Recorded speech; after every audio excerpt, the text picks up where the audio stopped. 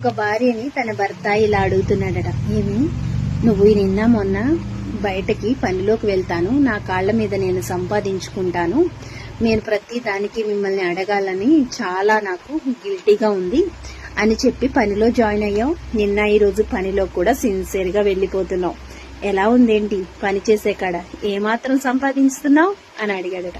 అప్పుడు భార్య అందట, రోజంతా ఇంట్లో కష్టపడి చేస్తూ ఉంటాను కదా, మరి నాకు ఇంట్లో ఏమాత్రం జీతం ఇచ్చారేంటి ఇన్ని రోజులు? 2 రోజులు బయట పనిలోకి వెళ్లేటప్పటికి ఏమాత్రం సంపాదించావని అడుగుతున్నారు.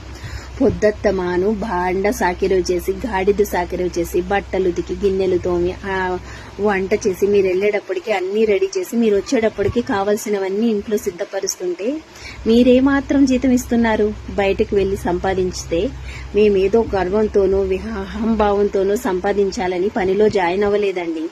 ఆత్మగౌరవంతో ఆత్మతృప్తితో బ్రతకడం కోసం అని చెప్పి నేను పనిలో జాయిన్ అయ్యాను. చేసేది చిన్నదా పెద్దదా, నా చదువుకు తగిందా కాదా అని నేను అక్కడ ఆలోచించట్లేదు. వచ్చేది 10, 100 అన్నది కూడా పక్కన పెట్టేసి నేను ఎందుకు వెళుతున్నానంటే, ప్రతి రూపాయిని మీ మీద ఆధారపడి తీసుకోవడం అవమానమని కూడా కాదు.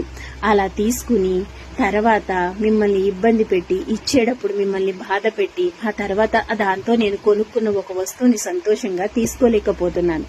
కాబట్టి నా కాళ్ల మీద నేను నిలబడి 10 రూపాయలు సంపాదిస్తే నేను కూడా ఖర్చు పెట్టేటప్పుడు చాలా భయపడుతూ, అయ్యో ఇది నా నెల రోజుల జీతమే అని చెప్పి కష్టంలో 10 రూపాయల్లో నుండి 1 రూపాయి ఖర్చు పెట్టాల్సిన కాడ 1/2 రూపాయి, 5 రూపాయలు ఖర్చు పెట్టవలసిన కాడ 2 రూపాయలు ఖర్చు పెడదాం, ఉన్నదంతా పొదుపు చేస్తే ఎప్పుడైనా మీకో నాకో పిల్లలకు అవసరమైతే ఉపయోగపడదాం అని చెప్పి తప్ప, లేకపోతే ఇంట్లో ఏ పని తప్పుతుందండి? ఆడవాళ్లు పనిలోకి వెళితే మట్టుకు ఎంత ఉద్యోగం చేసే ఆడదైనా ఇంట్లో వంట తప్పుతుందా, ఇంటి పని తప్పుతుందా? ఏది తప్పుతుంది? ఏది తప్పదు. అన్ని చేసుకుని కూడా మేము ఎందుకు వెళ్లాలనుకుంటున్నాం? ఇంట్లో కూర్చుని ఫోన్లోనో, సీరియల్లు, సినిమాల్లో చూస్తూ, టీవీలోనో టైంపాస్ చేయలేక కాదు మీరు వెళ్లిన తర్వాత. మీకు భారం కాకూడదని అర్థం చేసుకోండి, అపార్థం చేసుకోండి.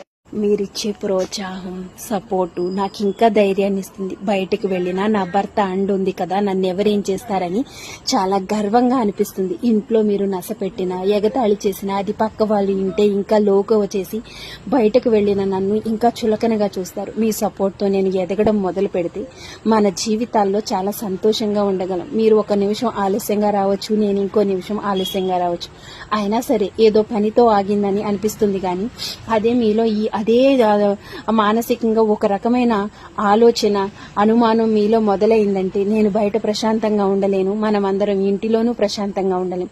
ఇద్దరూ అర్థం చేసుకుంటే ఈ బండి సాఫీగా ఒక దారిని వెళుతుంది. ఏమంటారండి అని అడిగిందట ఒక